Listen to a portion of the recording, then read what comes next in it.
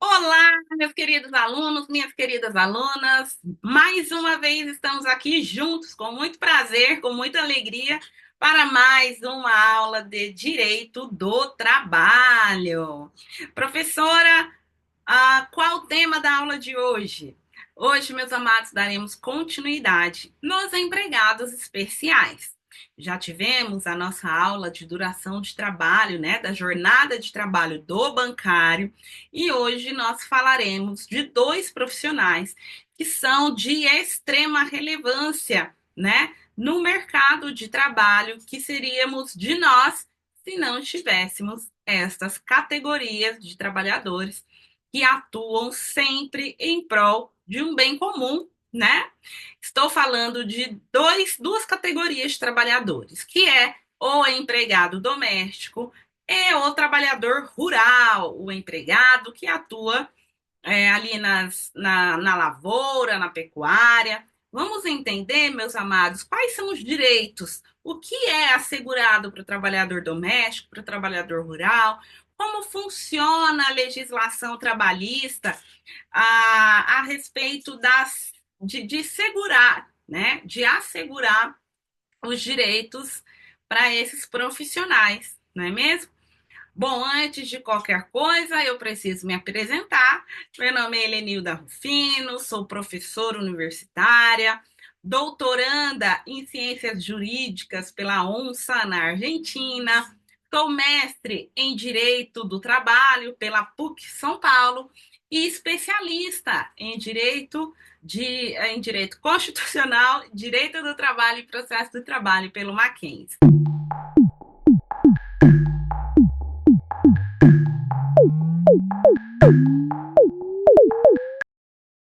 O pouco que eu sei, eu venho dividir aqui com vocês, não é mesmo? Meus amados, uh, vale sempre lembrar, eu sempre ressalto para vocês que caso vocês queiram adquirir os materiais, o PDF, que eu da aula, né? PDF completamente atualizado e aprofundado nos temas da aula, basta clicar no link aqui abaixo, ok? E vocês terão acesso a este material riquíssimo. Então, eu aconselho que assistam a aula e, na sequência, tenham em posse o material, o PDF, e complemente, né, com o que eu vou explicar agora para vocês. Não deixem de me seguir nas redes sociais, @prof. Helenilda Rufino, Helenilda com H, e lá poderemos trocar ali figurinhas e vocês vão me sinalizando quais são os temas de aula que vocês mais querem assistir aqui, tá bom? Meus amados, vamos lá, sem mais delongas, vamos à aula de hoje. Como eu havia dito, um um dos empregados que são regidos sob um regime especial de trabalho, que são os chamados empregados especiais, nós temos o trabalhador doméstico, né? Então, deixa eu abrir aqui o meu caderno de anotações para que vocês possam acompanhar comigo. Então hoje nós vamos tratar primeiro do trabalhador doméstico? Sim, nós trataremos primeiro do trabalhador trabalhador doméstico, ok? Do trabalhador doméstico, certo? Do empregado doméstico. Queridos, o empregado doméstico, ela é uma categoria de trabalhadores que é regida por uma legislação especial. Como assim, Pro? Explica isso. Claro, o trabalhador doméstico, ele é regido por uma lei específica, tá? O trabalhador doméstico, ele é regido pela lei complementar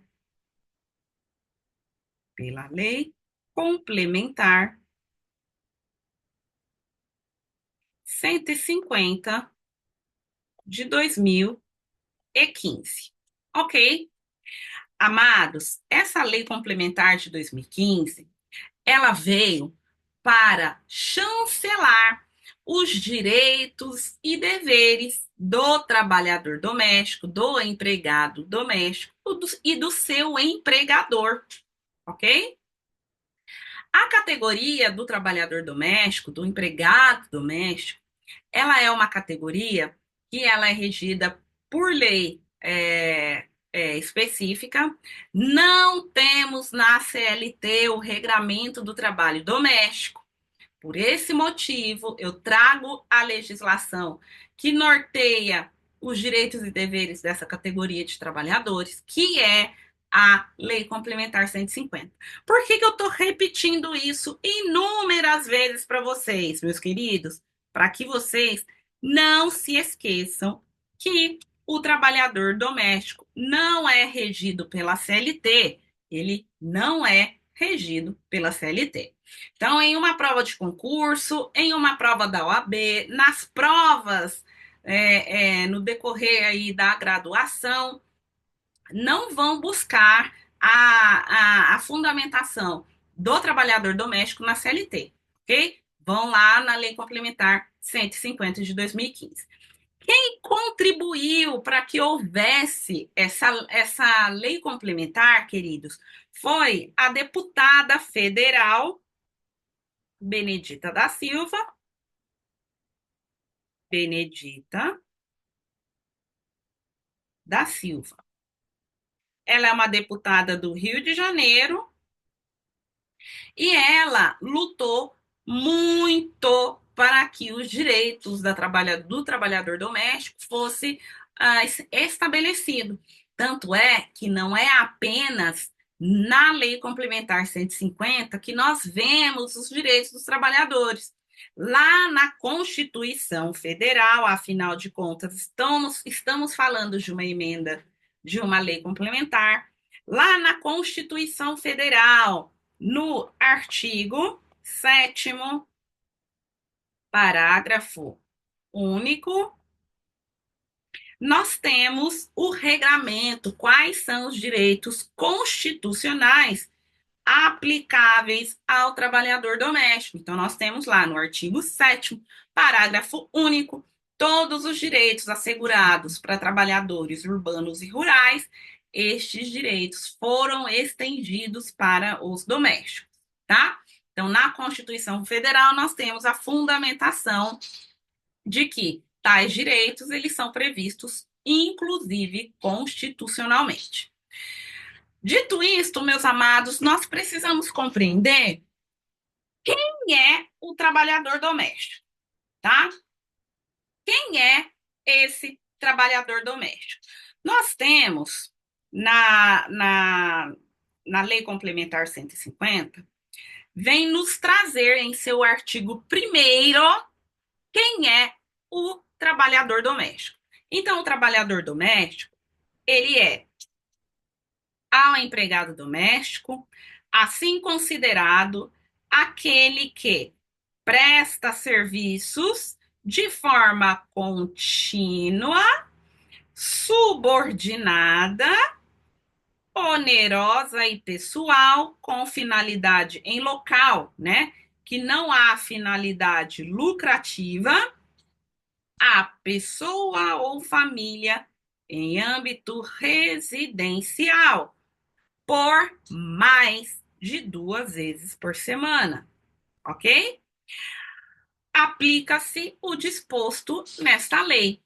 E uma observação de extrema relevância está no parágrafo 1º do artigo 1º, no parágrafo único do artigo 1º da Lei Complementar 150, que diz que é vedada a contratação de trabalhador doméstico menor de 18 anos, tá? Então vamos lá, meus queridos. Quem é, segundo a lei que acabamos de ler, quem é o empregado doméstico? O empregado doméstico, queridos, é aquela pessoa doméstico, opa, é aquela pessoa que Vamos colocar aqui os requisitos para um trabalhador ser considerado trabalhador doméstico. Nós lemos juntos no parágrafo 1º do artigo, no artigo 1º da Lei Complementar 150, que a primeira coisa que é necessário para caracterizar o trabalhador doméstico como tal é que ele seja uma pessoa física. Uma pessoa física. Vejam bem, o empregador doméstico, ele contrata o CPF, tá? Desse trabalhador. Desta maneira, em nenhuma hipótese, uma empresa poderá ser caracterizada como trabalhadora doméstica. Por quê? Porque a empresa é uma pessoa jurídica, é um CNPJ. Já a pessoa física, ela se dá o trabalho dela é um trabalho personalíssimo, logo, o que está vinculado ao dono da residência, ao dono da casa, é o CPF. Perfeito? Bem, segundo requisito para que o empregado doméstico seja considerado como tal é a pessoalidade. Pessoalidade. Professora, a questão da pessoalidade significa que se eu sou empregada doméstica, eu não posso enviar uma outra pessoa para trabalhar no meu lugar? Exatamente isso, tá? O raciocínio está correto. A pessoalidade, queridos, ela é determinante porque se eu tenho uma trabalhadora doméstica, significa que eu quero receber a mesma pessoa em casa todos os dias de trabalho dela, né? Portanto, eu não posso, sem a anuência do meu empregador, enviar uma prima para ir no meu trabalho, desenvolver as atividades no meu lugar, sem que haja anuência do meu empregador, ok? Até porque eu não vou receber uma pessoa desconhecida na minha residência, certo? Outro requisito que nós lemos no artigo 1º, até deixa eu colocar aqui, ó. Artigo 1º da Lei Complementar 150 de 2015, tá? Lá no artigo 1º também diz que o empregado doméstico é aquele que está subordinado. É necessário a subordinação. A subordinação. Esta subordinação, meus queridos, não é a subordinação em relação à pessoa do trabalhador doméstico, mas sim uma subordinação que é oriunda do contrato de trabalho. Do contrato de trabalho. É uma subordinação jurídica. É uma subordinação jurídica. Ok? Se o que eu tenho acerca da subordinação significa que o patrão não manda na pessoa do trabalhador, ok? Essa subordinação, ela é atraída em decorrência do contrato de trabalho que foi estabelecido entre empregado e empregador. Perfeito? Então, não há que se falar em nenhuma hipótese de o empregado estar subjugado ao seu empregador. É claro, e nós não podemos fugir dessa realidade, que nós temos inúmeros casos de empregados que estão debaixo aí de um regime autoritário, né? Nós temos inúmeros empregados domésticos que são encontrados em situações análogas à escravidão, ok? Mas isso é um abuso completo, um crime estabelecido, perfeito? E esse empregador, ele deve ser devidamente punido e todos os encargos trabalhistas devem ser quitados com aquele trabalhador, tá? Nesse caso, basta uma denúncia no Ministério Público do Trabalho para que haja a fiscalização, a investigação acerca desse trabalhador em situação análoga à escravidão, ok? Então, nós vimos aqui que a subordinação não é uma subordinação oriunda de ter o empregado subjugado aos mandos e desmandos do seu empregador, tá? Nós estamos falando de uma subordinação jurídica. Outro requisito, queridos, é a onerosidade. Onerosidade. O trabalhador doméstico, ele deve receber pelo trabalho desenvolvido, tá? Aqui, necessariamente,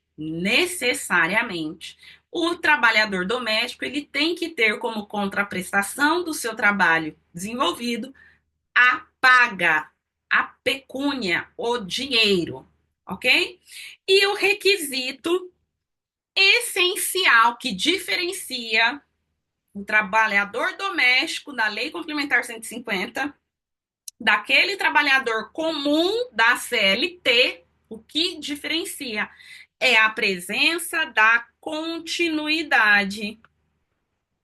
Continuidade da prestação de serviço do trabalhador, do empregado doméstico. Pronto, o que significa continuidade quando se fala em trabalhador doméstico? A continuidade da Lei Complementar 150, meus amados, ela refere-se à quantidade de vezes que o trabalhador doméstico desenvolve a sua atividade, o seu trabalho na residência daquele patrão, tá? Nós lemos no artigo 1º da Lei Complementar 150 que é necessário que o trabalhador desenvolva o seu trabalho mais de 2 vezes por semana, certo? Mais de 2 vezes por semana. Isso significa, queridos, que para que um trabalhador doméstico assim seja considerado, ele deve trabalhar acima de 2 dias na semana. Então, eu trabalho segunda, quarta e sexta, eu sou empregado doméstico, tá? De repente, podem vir uma pergunta da seguinte maneira: professora, eu trabalho 3 vezes na semana para uma determinada família, mas eles não registram a minha carteira. Eu sou diarista lá, eu vou 3 dias na semana. Eu informo a você que você não é diarista. Por quê? Para assim ser diarista, seria necessário que você trabalhasse no máximo 2 vezes por semana. Trabalhou acima de 2 vezes na semana, é empregado doméstico. Necessariamente precisa do contrato de trabalho e a assinatura da carteira de trabalho. Perfeito? Por que isso, queridos? Porque para quem trabalha até 2 vezes na semana, está inserido em uma categoria de trabalhador distinta da de doméstico. Quem trabalha até 2 vezes por semana para uma única família ou pessoa é um trabalhador eventual. Por que eventual? Porque ele não trabalha mais do que 2 vezes para aquela família. O trabalhador eventual, ele pode, de repente, ir uma vez na semana e falar: olha, ô, seu fulano, eu não consigo vir na próxima semana.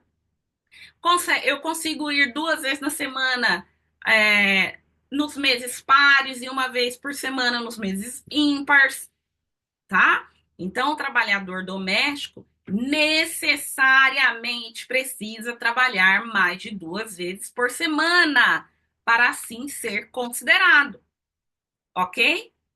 Bem, queridos, os requisitos para ser empregado doméstico são estes. O artigo 1º nos deixa claro esses requisitos, certo? Vedado, obviamente, a contratação de menor de 18 anos. Eu sou do interior de Minas, tá, queridos? Não sou tão novinha assim. É vedado, é proibido. Então, deixa eu colocar um X aqui. Eu sou de uma cidade em que, quando eu era adolescente, haviam famílias, né, que tinham parentescos lá na minha cidade e contratava-se, tinha o hábito de contratar para ser empregada doméstica as adolescentes lá da cidade.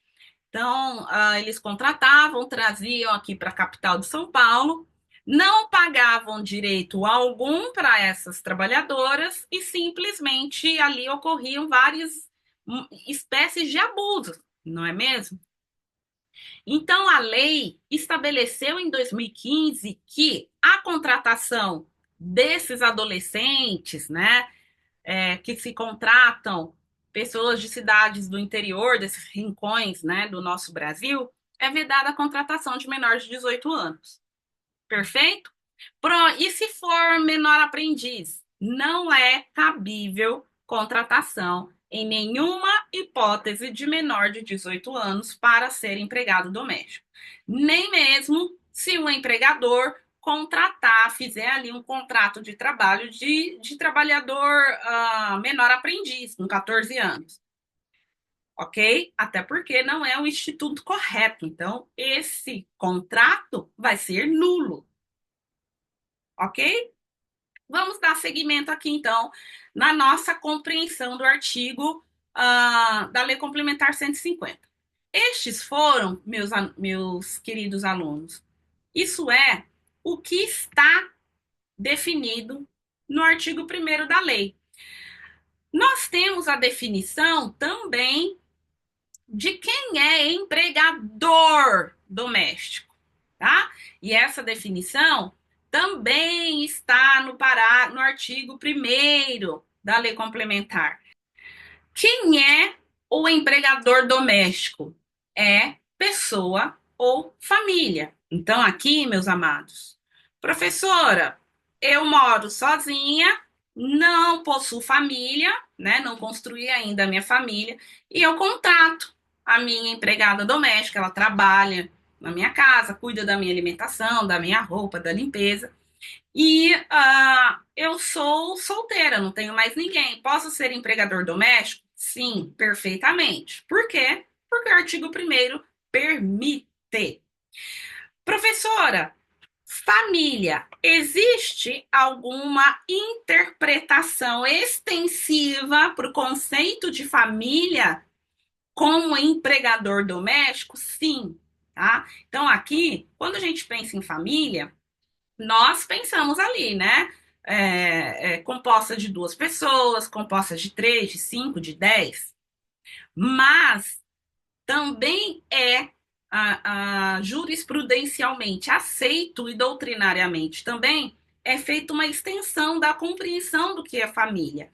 Então, se vocês, meus alunos, dividem uma república, vocês moram em um único apartamento, somos em três rapazes, nós dividimos aqui todos os custos do apartamento, aluguel, alimentação. Temos aqui uma pessoa que trabalha para nós todos os dias. E essa república também é considerado empregador doméstico, tá? A interpretação de família do artigo 1º da Lei Complementar 150, ela admite-se a compreensão extensiva do sentido de família, ok? Quais são os outros requisitos para que aquela família ou pessoa seja considerada como empregador doméstico, tá? O empregador doméstico é aquela residência cuja atividade do trabalhador não gera lucro para aquela residência, tá? Então tem que ser um local de finalidade de finalidade não lucrativa. Ok, compreendi. Eu não posso ter na minha residência um local que eu tenha finalidade lucrativa. Entendi.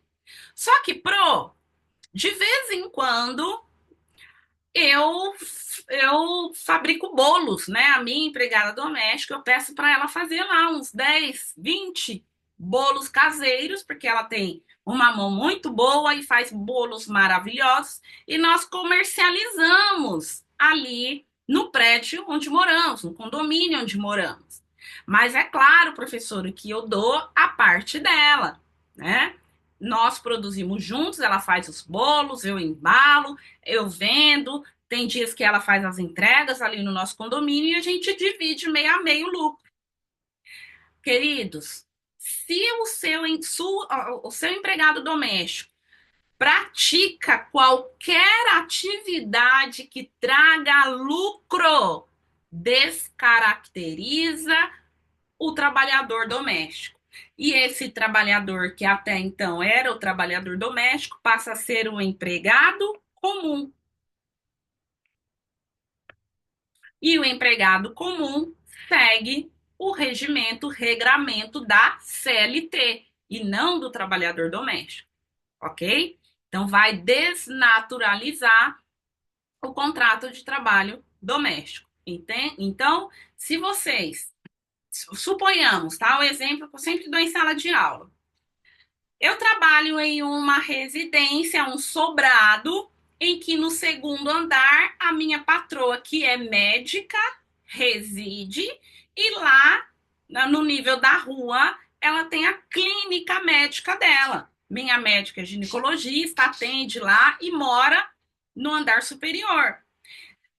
Toda semana é a atividade da empregada doméstica limpar esse local de trabalho, esse escritório. Quando a secretária da minha patroa falta ao trabalho, a minha patroa gentilmente pede o meu auxílio, ou muitas vezes ela sequer me pede ajuda, mas eu, como uma excelente empregada doméstica, ofereço para estar ali na recepção, fazendo a organização ali dos pacientes que chegam. Ainda que haja a disponibilidade por conta própria do empregado doméstico, não é admitido que o empregado doméstico faça a limpeza e tampouco faça a recepção daquele local, daquela clínica que funciona no andar térreo da residência da médica, tá? Ah, doutora, mas não sou eu que peço para a empregada descer, ela que gentilmente vem e faz. Queridos, lembra da subordinação?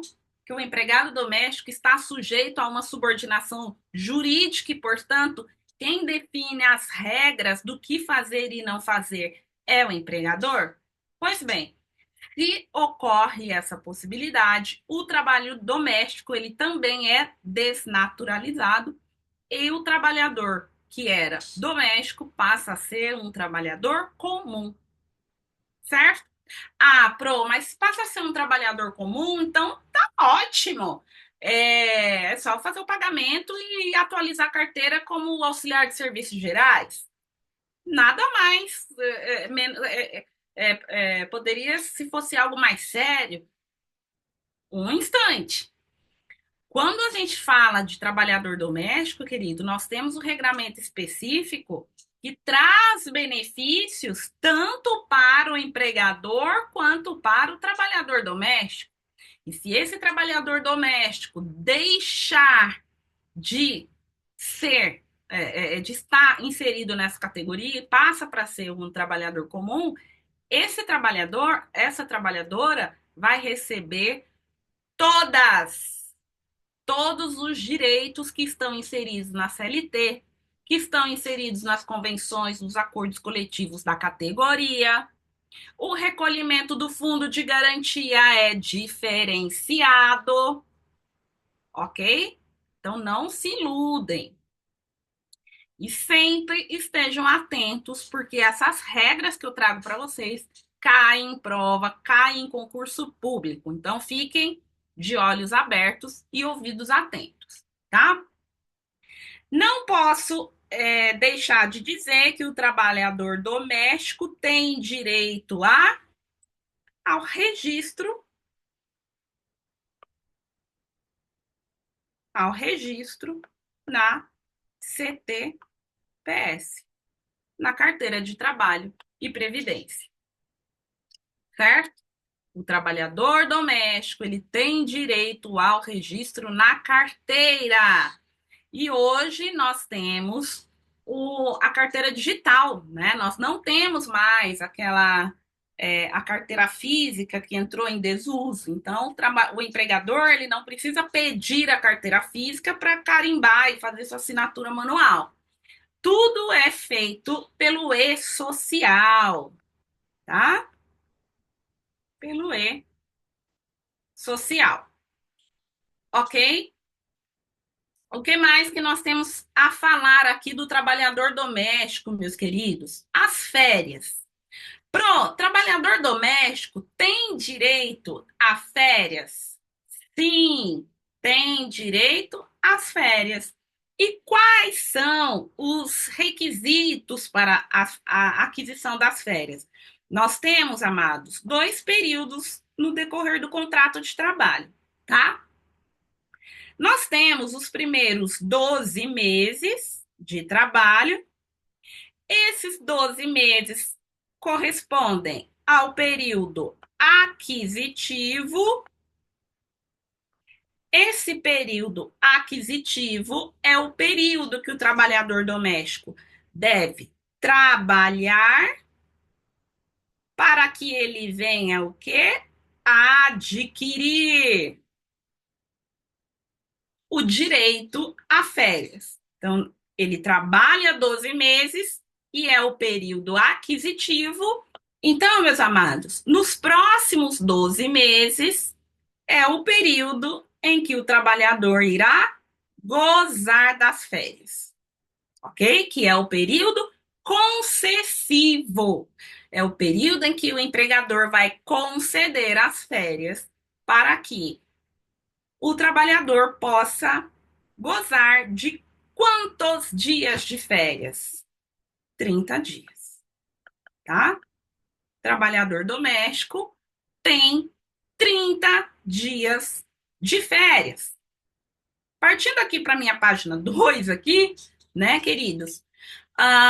Mais uma vez eu repito, se você quiser ter acesso ao material desta aula completo, ao PDF completo, basta vocês clicarem no link aqui embaixo e vocês terão acesso a todo o material da aula. Perfeito? Basta clicar e vocês terão acesso a este PDF. Perfeito? Então vamos voltar aqui, meus amados. Eu compreendi que o empregado doméstico, ele tem direito a 30 dias de férias, não tem? Tem. E se eu sou uma trabalhadora por tempo parcial, eu não trabalho 8 horas por dia, mesmo assim eu tenho direito a férias? A resposta é sim, tá? O trabalhador doméstico que trabalha por tempo parcial, ele também tem direito a férias. Se o empregado não trabalha as 8 horas diárias, o empregado doméstico, qual é o regramento de férias para esse empregado por tempo parcial? É claro que eu trago aqui para vocês. Vamos lá. O trabalhador, meus amados, o empregado doméstico, que trabalha por tempo parcial, ele gozará das férias nos seguintes moldes, tá? Se o empregado trabalha na semana entre 22 horas semanais até 25 horas semanais, esse trabalhador terá direito a 18 dias de férias e não 30. Trabalhador doméstico que trabalha em tempo parcial, ou seja, em carga horária distinta de 8 horas por dia, ele terá as férias proporcionalmente gozadas, ok? Se o empregado doméstico trabalha de 20 horas até 22 horas semanais, ele terá direito a 16 horas. E assim sucessivamente. Se o trabalhador trabalha de 15 a 20 horas, gozará de 14 dias de férias. Se ele trabalha de 10 horas a 15 horas semanais, terá 12 dias de férias. Se o trabalhador doméstico trabalha de 5 a 10 horas semanais, ele terá 10 dias de férias.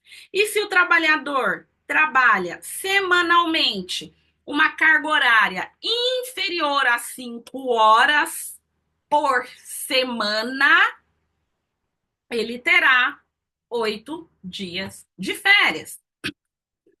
Portanto, meus amados, as férias para empregados que trabalham em tempo parcial, ela é proporcional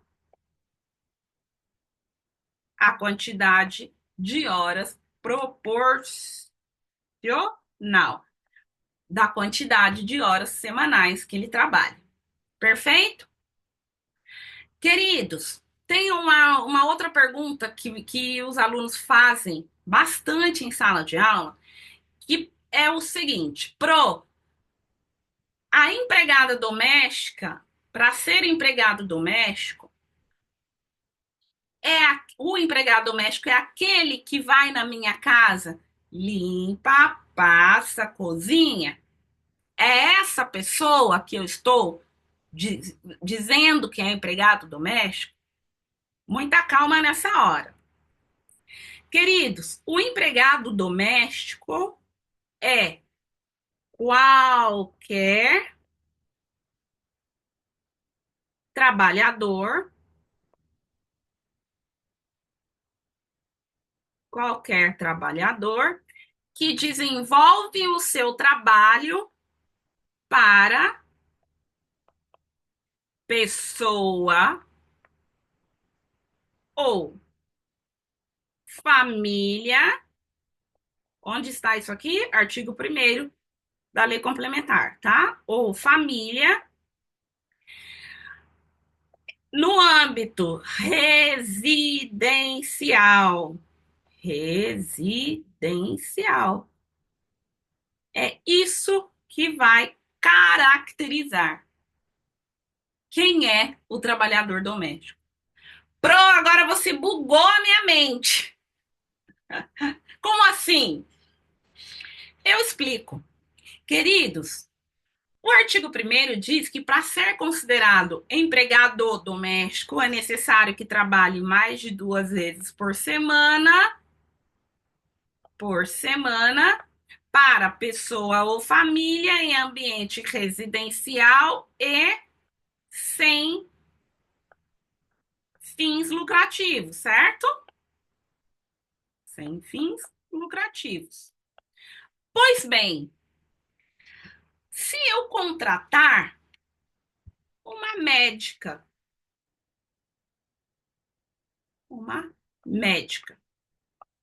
tá? Essa médica, ela vai trabalhar na minha residência para cuidar de um familiar idoso, um pai, uma tia, enfim, sogro, sogra, whatever. E essa médica, ela vai trabalhar de segunda a sexta-feira, 8 horas por dia, cuidando desse meu familiar. E à noite, sempre vai revezar com essa médica a enfermeira. A enfermeira. Então, além de ter a médica que trabalha de segunda a sexta-feira, 8 horas por dia, eu tenho a enfermeira, que quando a médica retorna para sua casa, a enfermeira vem e cuida desse meu familiar durante a noite. E eu tenho lá as folguistas no final de semana. Perfeito? Essa médica, ainda que esteja na condição de médica, qual vai ser o registro de trabalho dessa médica? Empregada doméstica. Pro, como assim? Se eu fiz 5 anos de universidade, não querendo desmerecer o trabalhador doméstico, mas eu fiz 5 anos de faculdade, mais 3 anos de residência. Ai, doutora, mas eu tenho Corém, eu sou uma enfermeira. Como vai fazer o meu registro de empregada doméstica? Sim. E não é uma deliberação do patrão, é uma determinação legal, ok? Então, meus amados, ainda que seja a médica, ainda que seja a enfermeira, ainda que seja o piloto do helicóptero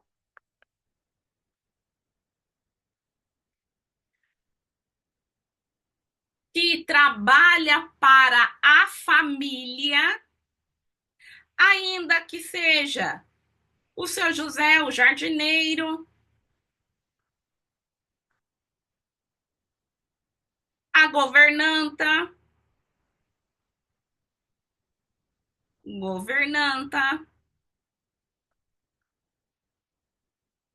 todos esses entes aqui, eles estão ah, permeados, eles desenvolvem o trabalho deles para uma família em uma residência que não existe fins lucrativos.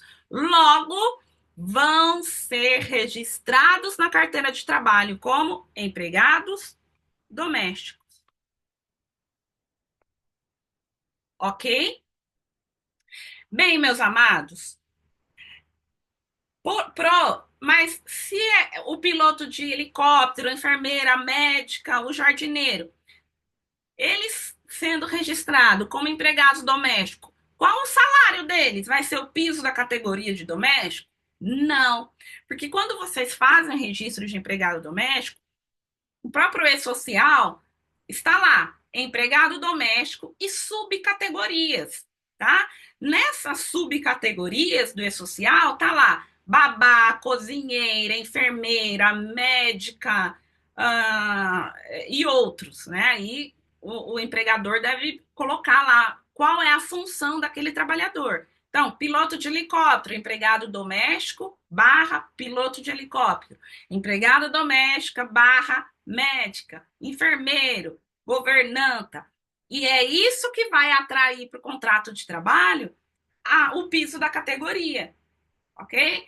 Então, nessa nossa família aqui que eu desenhei para vocês, eu pago 30 mil, 30K para médica, eu pago 15 mil para enfermeira, eu pago 50 mil para o meu piloto de helicóptero, eu pago 4 mil reais para o meu jardineiro e 9 mil reais para minha governanta.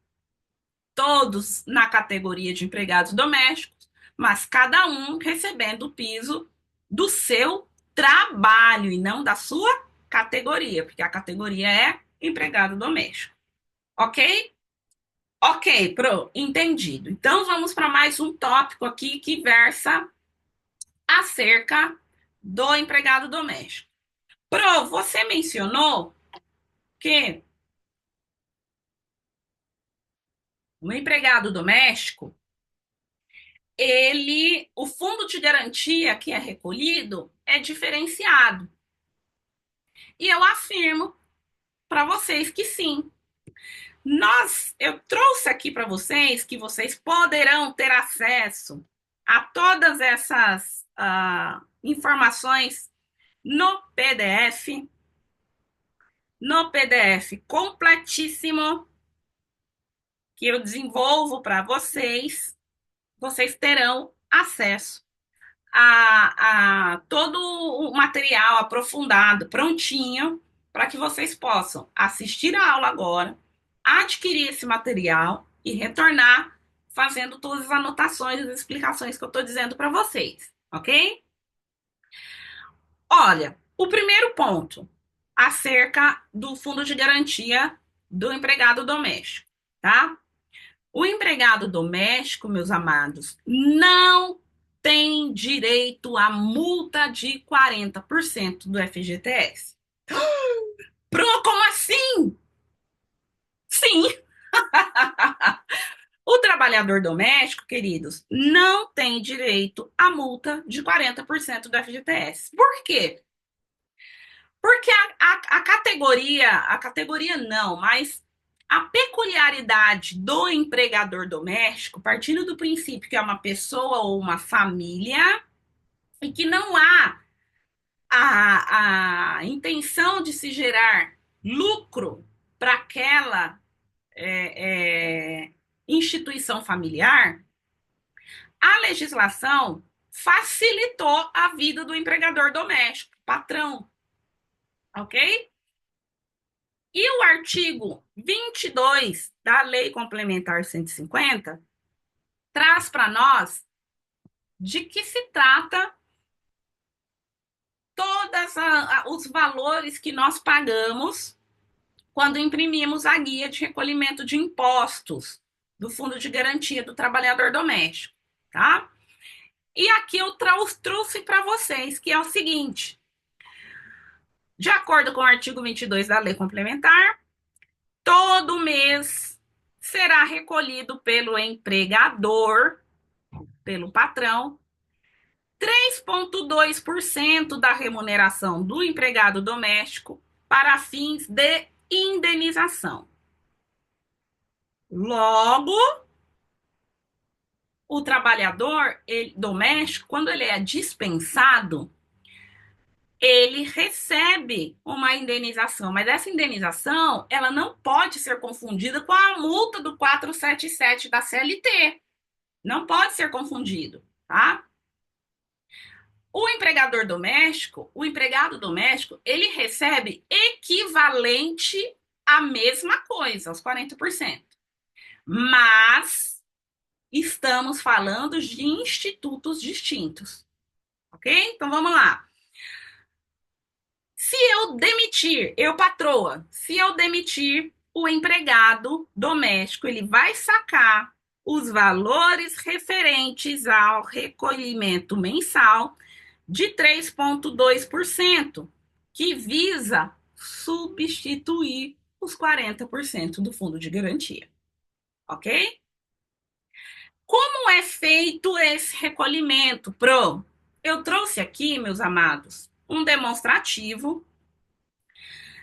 Esse demonstrativo é um demonstrativo da minha querida Neidinha, que é o meu braço direito e esquerdo, alguns dias as minhas pernas, que cuida aqui da nossa casa. Peguei aqui um demonstrativo passado dela para mostrar para vocês como funciona, ok? Então, aqui, fundo de garantia. É o Zezinho que tá roncando, tá, gente? Fundo de garantia, 8% sobre o salário dela, ok? E aqui já está o valor que eu devo recolher, ok? Vou recolher 3,2% a título compensatório, que é a indenização mencionada no artigo 22 da Lei Complementar, que também é calculado aqui no valor a receber. Tenho também a contribuição previdenciária, que é os 8% da Previdência Social da empregada doméstica, que também é calculada. Temos um seguro acidente do trabalho. Então significa que se a minha empregada doméstica sofrer um acidente do trabalho, ela tem direito a esse seguro? Sim. E esse seguro é pago 0,8 8% do salário, ok? Contribuição previdenciária do empregado, tá? R$ 258. No nosso caso aqui, a gente paga de ponta a ponta. Então, nós cumprimos com o pagamento do empregador e o pagamento do empregado, né? Então, nós somamos esses valores e fazemos o pagamento de ponta a ponta. Sou obrigada? Não. O patrão não é obrigado a pagar 100% da previdência para o empregado. O patrão ele é obrigado a recolher os 8%, tá? E os 8,63% pode ser descontado da folha de pagamento do empregado, ok? E tem o imposto de renda retido na fonte, aqui, ok? O imposto de renda, ele é calculado sob o valor líquido, a base de cálculo. Perfeito?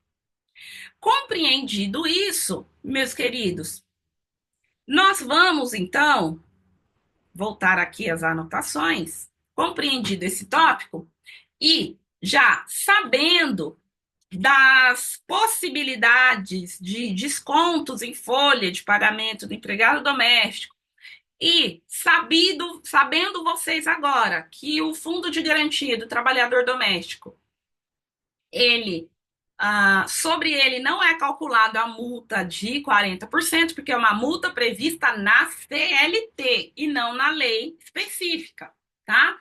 Vamos caminhando para o fim e nós vamos entender quais são as hipóteses de justa causa para o empregado doméstico. Bom, as hipóteses de justa causa do empregado doméstico, querido, justa causa do empregado doméstico, tá? Do ED aqui. O primeiro ponto, submissão a maus tratos de idoso, enfermo, deficiente, pessoa com deficiência ou criança sob o seu cuidado direto e indireto, tá? Então, nós temos aqui maus tratos. Maus tratos a quem? A criança, idoso, pessoa com deficiência, que esteja sob sua guarda de forma direta ou indireta, ok? É passível de justa causa para o empregado doméstico. 2, prática de ato de improbidade. Aqui, meus queridos, lembra naquela aula que eu disponibilizei para vocês da justa causa? Nós vimos ali o que é um ato de improbidade. Ato de improbidade é aquele ato que gera no empregador, no patrão, uma perda da confiança naquele empregado. Então, o ato de improbidade, ato de improbidade. Exemplo, quando se trata de trabalhador doméstico. Eu tenho esse anel. Vocês percebem? Que não é nada discreto. Assim que eu amo. E, de repente, eu noto que esse anel desapareceu da minha casa. Desapareceu o anel da minha casa. De repente, algum tempo depois, estou na rede social, eu patroa, e eu vejo a filha da patroa, a filha da empregada doméstica, em uma festa com um anel exatamente igual a este. E o meu anel sumiu. Só que este anel, queridos, eu personalizei em uma viagem que eu fiz. É uma hipótese, tá? Não é verdade. Eu personalizei em uma viagem que eu fiz para a África do Sul. Então, é um anel único.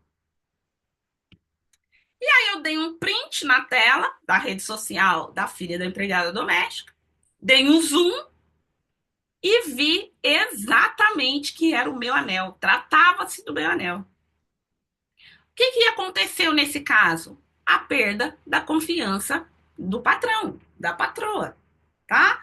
Então, caso de improbidade gera dispensa por justa causa. Incontinência de conduta e mau procedimento. Lembram-se? Incontinência de conduta, que é aquele ato que gera desconforto oriundo relacionado à sexualidade. Aqui nós tratamos como a incontinência de conduta, né? É um ato ligado à sexualidade. Exemplo, no trabalhador doméstico, a sexualidade. Exemplo, eu tenho um idoso em casa.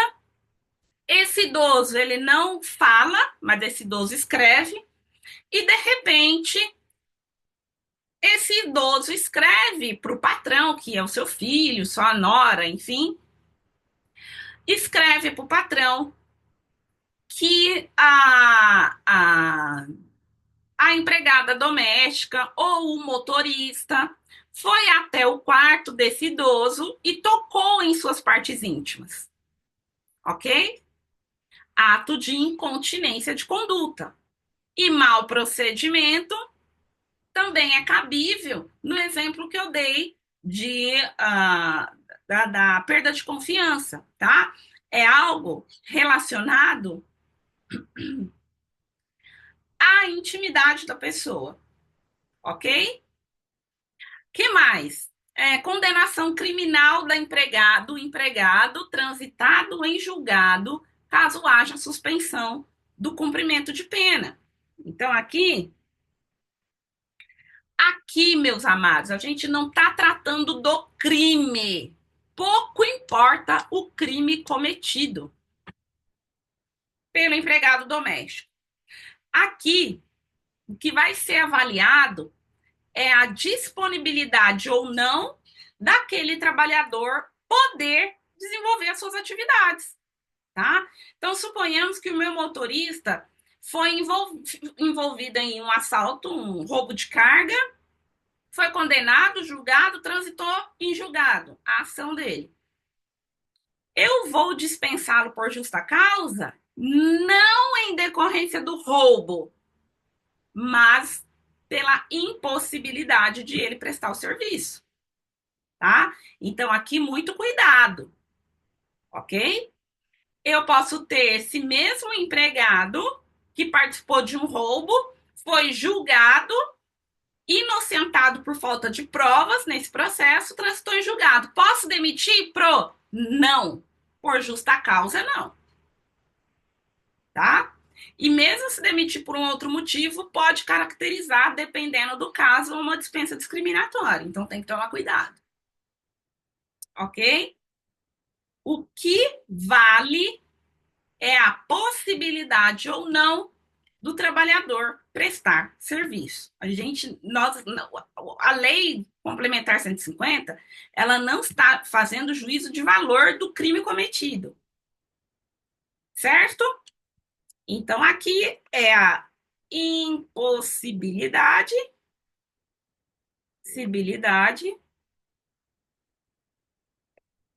de prestação de serviço. Por quê? De prestação de serviço. Ora, se o motorista vai cumprir pena em regime fechado, óbvio que ele não vai poder vir trabalhar, certo? Embriaguez habitual ou em serviço. Cuidado com essa linha, tá? Que a lei descreve. Hoje a embriaguez, ela não é a embriaguez que se costumava ter, né? O portador de dependência, seja em bebida, cigarro, drogas, enfim, ele não é mais considerado como se considerava em outrora, né? Um trabalhador, quando ele tinha problemas com bebida, ele era visto muito como um sem vergonha, um cara sem responsabilidade, que bebia e ficava jogado pelos cantos. Não, hoje não é mais. Hoje trata-se de uma doença, tá? Qual é a postura do empregado, do empregador doméstico, do patrão? Busca auxílio da família, oferta para esse empregado doméstico um tratamento, por exemplo, lá no AA, e depois de ofertar as possibilidades de tratamento, se ainda assim o empregado recusar o tratamento, muitos deles nem aceitam que a condição de um dependente químico, né? Dependente de bebida, enfim, de drogas, do álcool, né? Então, se o patrão tomar esses cuidados, ótimo. Não quis um restabelecimento da sua saúde, aí sim dispensa, mas com todos os direitos, tá? Mas a embriaguez habitual hoje, ela não é considerada uma falta grave a ponto de demissão direta. Esse empregado precisa ser tratado, afastado pela Previdência Social para o tratamento e somente depois de tanto a família quanto o patrão buscar é, alternativas para a independência desse empregado, somente na negativa, aí sim, dispensa sem justa causa. Ok? Que mais? Ato de indisciplina ou insubordinação. Opa, deixa eu colocar aqui, ó. Embriaguez. Embriaguez. E um asterístico, tá? Porque é necessário tomar cuidado, ok? Ato de indisciplina e insubordinação. Aqui, meus amados, exemplo, tá? Hoje, para determinados cargos, nós temos a previsão, nós temos a possibilidade de questionar na entrevista de emprego a religião do empregado doméstico. Por quê? Pela peculiaridade do trabalho. Então, suponhamos, se o patrão, a família, ela é budista, né? E ela contrata uma empregada super católica, o que espera os patrões dessa empregada? Que não haja qualquer influência de uma religião diversa do que a família professa, ok? Pois bem, nesse caso da insubordinação e do ato de indisciplina, suponhamos que essa família que é budista diga para a empregada que é católica: olha, fulana ou fulano, não quero que você explique nada a respeito da sua religião para o meu filho menor, 8 anos. Mesmo que ele pergunte, não quero que você responda. Aí o filho pergunta, vai à empregada e começa uma doutrinação da religião católica. Gera dispensa por justa causa? Claro que gera, gente. Por quê? Porque é um ato de insubordinação, um ato de indisciplina. Não seguiu os comandos do patrão, tais comandos que vêm à baila em decorrência do contrato de trabalho, tá? Então, vou colocar aqui: indisciplina barra insubordinação na ação, ok? E abandono de emprego, né? Aqui, abandono de emprego por mais de 30 dias consecutivos e injustificados, ok? Bom, pessoal, eu imaginei que nessa aula conseguiríamos falar do empregado doméstico e dos trabalhadores rurais. Não conseguiremos partir para os trabalhadores rurais, tá? Porque senão vai passar muito do tempo de aula e eu não quero aqui uma aula tão extensa. Então, vamos ficar por aqui. Vou gravar a próxima aula para disponibilizar para vocês, que será dos direitos dos trabalhadores rurais. Por hora, eu agradeço imensamente a presença de vocês, agradeço o carinho de sempre, agradeço os comentários, obrigada por clicar e curtir o vídeo, assim o YouTube envia para outros alunos que, assim como você, querem se aprofundar em direito do trabalho. Meus queridos alunos, um beijo, um forte abraço e ficamos por aqui. Até a próxima aula.